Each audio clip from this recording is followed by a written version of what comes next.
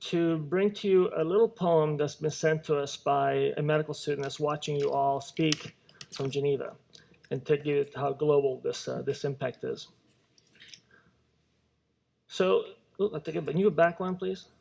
Right, so this is, actually we could have taken a picture, we could have taken any time in the last 50 years. And a surgeon surrounded by residents about to do an operation, and if you had never seen an incision, this is designed to make you remember this talk. But the implants pretty much haven't changed. They actually may not end, but what is fundamentally different, this is where I disagree with everybody who kind of says that nothing's changed since 1800, is that this is a patient of mine who had just finished operating. This is 3 p.m. She came out of the operating room at 10 a.m. She then goes home, drives for 3 hours to Sacramento, and then writes me an email saying how wonderful she's doing. And then she is cared for on a digital platform. This is Health Loop. You've probably seen it arranged before. You'll email her every day asking her questions. The answers to those questions trigger answers to me and to my team. And then we can send her asynchronous video through Capture Proof, another digital platform that enables us to give them physical therapy at home, where they want, when they want it. And by the way, we looked at this and the outcomes are equal to traditional physical therapy. So no, everything has changed. A lot has changed, even as we integrate standard care. Now, how about the education piece? Well, that's moved along quite a bit too. We don't have to wait for the future. The future is here. Instead of dissecting a real cadaver, we can now dissect a virtual cadaver and reassemble them, and dissect them and reassemble them sequentially to educate our students. What about virtual reality as it's applied to education of anatomy? This work that's been done with Microsoft and a Halo system is really remarkable. You can imagine what an experience our students are going to have as they can interact and interface with the body anatomy at the click of a finger. This hasn't really hit us yet, but hologram technology, which is really getting quite interesting in the digital, in the gaming world. Imagine what we can do with that. What if we take the hologram of Daniel Kraft to bring exponential medicine to a classroom? What if I bring a patient to the classroom? What if I bring the doctor to the patient's house? And simply by having everybody wired or video cameras everywhere, an interface can happen, which couldn't have happened before. It looks like Star Trek. But I challenge a question, is this really exponential? Is this a paradigm shift? Is it changing things as badly as Nicholas did back in his day when he suggested that maybe the sun does not really revolve around the earth? This is the digitization of analog projects, right? This is digitization of the yellow cab, but it's not Uber. It's not disruptive. It's not a phone without a keyboard, as we heard frequently said. So the question then becomes, if we want to think about the future, which this conference is really all about, right? What is the technology that's going to bring us there? What is going to be the disrupting technology? So let's go through a couple of them that have been suggested. One is augmented reality. Augmented reality simply brings me or more data to me at the same time as I'm operating as a surgeon. I'm essentially in multiple places at the same time, and I'm able to use that data feed to help me educate my thinking as I move forward. What about interactive virtual reality? Now, Justin just showed you this. I didn't know he was coming before me. There's no point redoing it. I'll go through it. But essentially, the idea that now with this virtual reality context, I'm actually interfacing with it. So we know that learning happens by doing. And when you're actually mechanically working through the process, it's a lot more effective to your learning than reading about it or seeing it. Robotics. For those of you who went outside and play with these machines, this is pretty phenomenal. Allows us to operate remotely. Remotely could be 6 feet. It could also be 6,000 miles. So that could change things a lot. Tissue regeneration is pretty phenomenal. Can we get that little video going? It is, this is a little rabbit, had his shoulder operated on. They opened it up.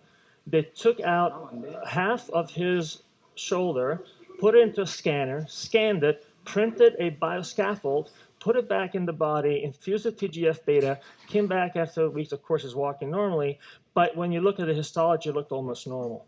So that opens up a whole new idea, right? Can we possibly re-engineer, reprint whole new tissue parts? Now think about that. That would really change the way we think about surgery, right? Hey, you got a blocked artery, we'll just print you a new one and stick it in. This company is thinking even bigger than that. What about the future? What if a passing flying car, UFO, takes out a third of your tibia, you got a big, huge gap? This nice robot will take you into the clinic. They'll scan the other side, make sure they make a biocompatible print or image of the other side, so it's perfect. And then they'll print a mirror image of it directly over your tibia. Seal it with new skin, all done, maybe a little splint, and off you go. Wow, pretty innovative thinking. How about the Internet of Things? Is that going to be the fundamental changer agent in healthcare? We have all this data, embedded chips, sensors, communication devices, everything. What about putting them in the sensors in devices that are in us? Remember that implant I showed you earlier? There's a lot of people talking today about smart devices that actually feed back information to us and to our physicians and clinicians about how implants in our body are doing so we can fix them before they fail. Interesting idea. You take all that data, you plug it into artificial intelligence network, and then suddenly you can realize very quickly diagnostics come out of the picture for physicians. The computer's going to be much more accurate than we are. So what does that do to education? Well, surgical specialty training potentially could change vastly, right? The amount of time it takes us to train a resident is directly related to how often they do the operation. Let's just say in my hospital, we don't have too many tibia fractures like Justin showed you, and he has to wait 6 or 8 months to do 3 or 4 of them, not nearly as efficient as doing it 7 or 8 times in a virtual environment. So we can probably short circuit significantly the training of our residents in many areas, but there's other things we have to add to the medical curriculum. If algorithms and data sets are going to be driving our decision making, we better understand what those data sets and algorithms can deliver. And we don't teach higher resolution math in the medical schools today. Publishing research and writing it is going to have to change drastically. I'm sorry for all of us who really love randomized controlled trials, but by the time we get the answer in a not too distant future, the question will be irrelevant, not the answer. We have to learn how to appreciate and embrace associative data sets. Now, the other thing we have to teach our residents is computer science, and because if things break in the current day, it's an instrument. I can use another one. I can sew it up. I can do something to it. But if it's a software application, I better know how to hack into it and how to rewrite the code and how to manage it so that I can get to the outcomes that I want in real time. I think we'll have to teach medical students how to have screen side manner as opposed to bedside manner. It's going to become a bigger part of how we treat patients. But is that Copernican in its impact? I don't know. It's still the patient collecting data. That data is being processed in more fabulous ways. It's coming to a physician who's going to then use some new fabulous techniques to provide care. It's the same model. It's not disruptive. Disruption happens when the model changes, when you fundamentally rethink what's going to happen, and DMD here is basically yellow cab. So here's a bit of a difficult statement to make. Maybe this is what has to change. The patient-physician relationship, which is at the center of every pathway in healthcare delivery, and it may not be physician, but it's a care provider, is actually turns out to be the bottleneck that will prevent us from moving forward. But is that really the case? So Glimpse, company that came out a year ago, was very quickly bought by Apple because they solved a very difficult problem, which is to enable patients to get their entire medical record wherever they had received care, wherever they got drugs, Walgreens, Kaiser, wherever, pull them into a single data set that actually became a single unified data point.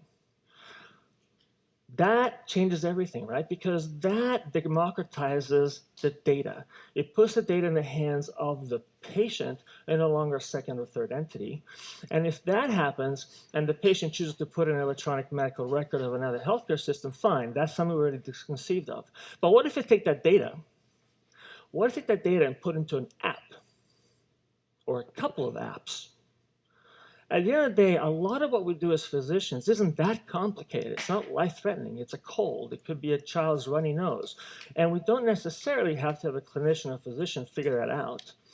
And it's now the patient's right and choice to be able to put that information into a different care module. But let's take that one step further. They can get information from the internet. They can get it from Twitter. They can get it from an entire network that everybody here is participating in building, which is ready and willing to support that patient in their decision-making process.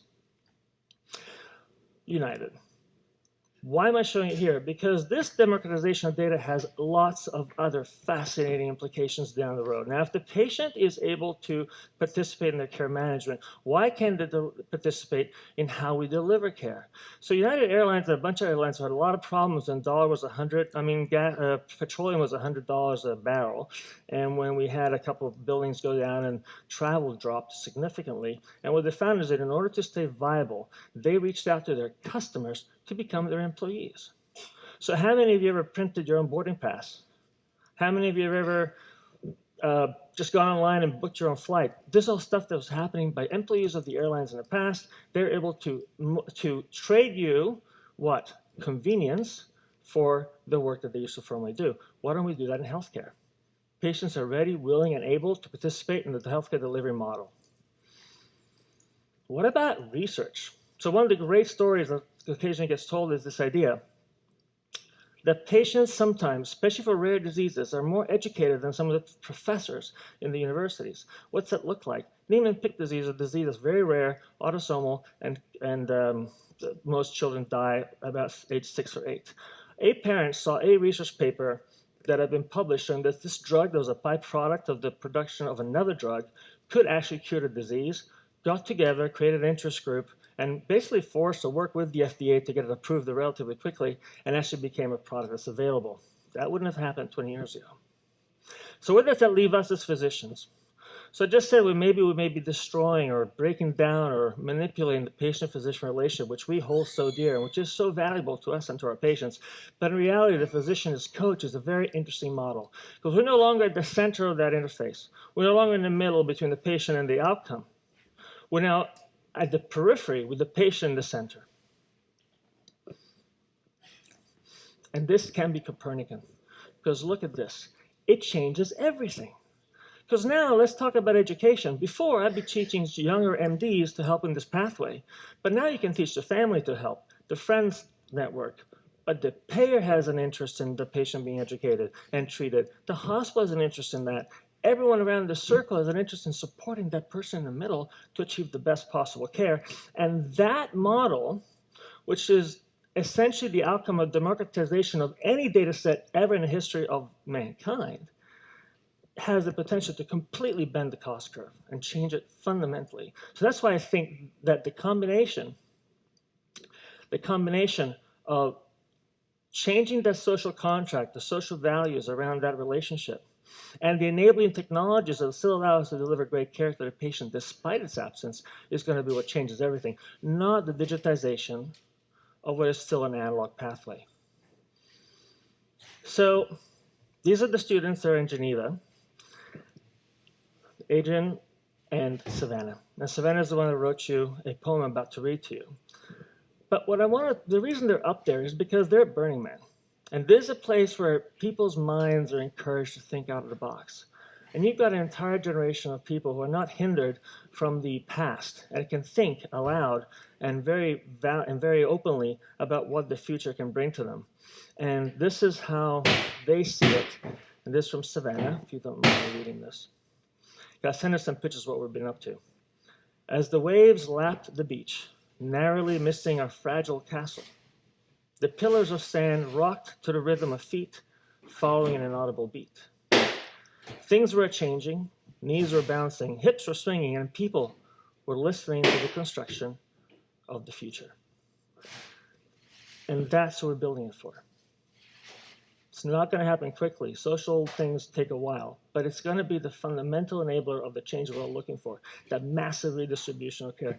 The idea that we're going to go from a digitization of an analog process to an entirely digitally native solution. It won't be a specific technology that does it. The technologies enable it, but it's going to be a change in the way we think about the patient-physician relationship, I would argue, that is at the core of that change.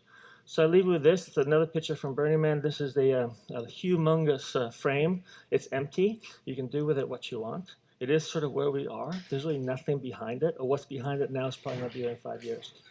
So I would argue that the slow but inexorable change in social values, coupled to enabling technologies, will disintermediate the patient-physician relationship and allow the creation of a completely new digital care delivery system that will be unfettered by the analog framework of our past. So for those of you developing apps and like products, think about reaching not just the physician, not just the resident, but everybody's going to be orbiting around that patient as they seek care. Thank you very much.